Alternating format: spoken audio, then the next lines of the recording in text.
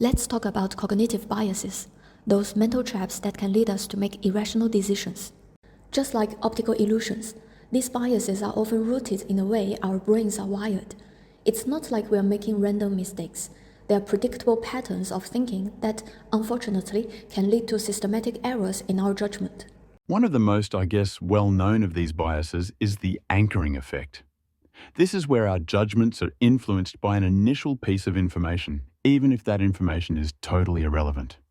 It's like when you are buying a car, that sticker price, even if it's totally inflated, it becomes an anchor that influences how much you're willing to pay. Studies have shown that even random anchors, like a number spun on a wheel, can influence people's estimates of things like the population of a city or even the length of a river. Our minds get fixated on that first number, like it's some kind of gravitational pull. And what's amazing is, it's not just about numbers. Anchoring can also affect how we evaluate people in situations. If I hear someone described as, let's say, creative and energetic, I might be more likely to think of them as a good leader, even if those traits aren't really related to leadership. That initial description creates a halo effect. It's another bias where we tend to generalize from one positive trait to a person's overall character. It's like those sayings, one good turn deserves another, or one bad apple spoils the bunch. And this halo effect can really have a huge impact on our decisions, from who we hire to, even who we choose to date. We make these sweeping judgments about people based on very little information. And speaking of limited information, another bias that really stands out is the availability heuristic. This is where we judge how likely something is to happen based on how easily we can recall similar examples. I think I do that all the time. Like if I see a news report about a shark attack, suddenly I'm terrified to go to the beach. Even though logically, it's way more likely to have a car accident on the way there. It's because our brains are wired to pay attention to threats. Those vivid images like shark attacks, they stick with us, so they seem more common than they really are. And the media, it plays a big role here. You know those sensationalized news stories and dramatic headlines? They can make us overestimate the risks of certain events. And this availability heuristic can influence our everyday choices too. Everything from what we invest in to our health decisions. We make decisions based on what pops into our minds first, instead of looking at the actual data. Take a step back and ask ourselves, is this fear based on facts or just a few scary stories? Now, another bias that can be really tricky. It's called confirmation bias. This is our tendency to seek out information that confirms what we already believe.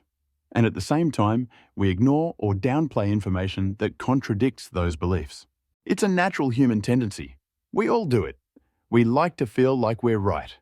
But this confirmation bias can be dangerous, especially now when we're bombarded with information from all sides. It's like those echo chambers we create for ourselves on social media. We only see news and opinions that agree with what we already think. It makes it so much harder to see other perspectives or even just challenge our own assumptions. So how do we break out of these echo chambers and challenge our own confirmation bias? It seems almost impossible. It's not easy, that's for sure. It starts with being aware of our own biases and being open to questioning our own assumptions, seek out different perspectives, even those that might make us a little uncomfortable. It's like that saying, the only way to get better is to play against people who are better than you. We need to expose ourselves to different viewpoints, different ways of thinking if we really want to grow, and this willingness to challenge our own beliefs. It's crucial for making good decisions. And this brings us to another bias that can trip us up, the framing effect. It's about how the way information is presented can really change our choices, even if the underlying facts are the same. It's like that classic example. People are more likely to choose a medical treatment that has a 90% survival rate than one that has a 10% mortality rate, even though it's basically the same thing. The way we frame information can trigger different emotional responses. And this framing effect, it's everywhere. Advertising, politics, even the way we talk about everyday issues. So we need to be like media savvy, not just passively consuming information, but actively thinking about how it's presented and who's presenting it. Develop a critical eye. Even seemingly neutral information can be framed to influence our perceptions and judgments. Now, here is a bias that I think we've all fallen for at some point: this sunk cost fallacy. This is where we continue to invest in something, whether it's time, money, effort, even when it's clearly not working out, just because we feel like we've already put too much in to quit. It's a powerful trap, and it's often fueled by our emotions. We don't like to admit we were wrong, and we hate to feel like we wasted our time. But the rational part of our brain knows that past investments shouldn't control our future decisions. If something's not working, it's often better to cut our losses and move on. Well, easier said than done sometimes, so how do we overcome that? How do we know when to hold on and when to just let go? It's a tough one, but it starts with being honest with ourselves about the situation. Are we holding on out of hope or fear? Are our emotions clouding our judgment? It's about being able to detach from those past investments and make decisions based on what's best for the future. We've covered so much: anchoring, framing, sunk cost. It's kind of overwhelming to realize just how many of these biases are at play in our minds. Have you ever caught yourself falling into one of these mental traps? Let's see how these mental processes really play out in our lives, like how we interact with others and the choices we make. When we meet someone new, we often have very limited information. So we fill in the gaps with our own assumptions.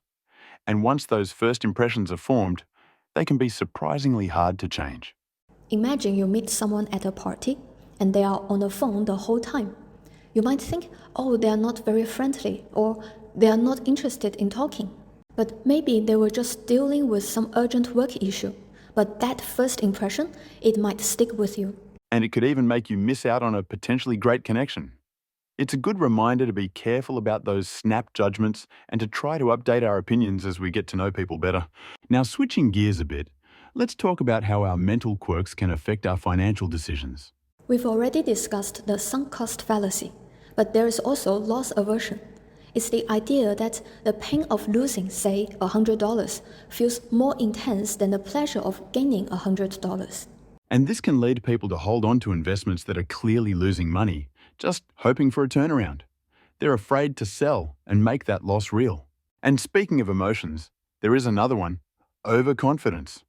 We tend to overestimate our own abilities, especially in areas where we think we're experts. It's like confirmation bias, but even stronger. They only see the information that supports their belief and this overconfidence. Now let's talk about politics. It's a topic where cognitive biases can really run wild.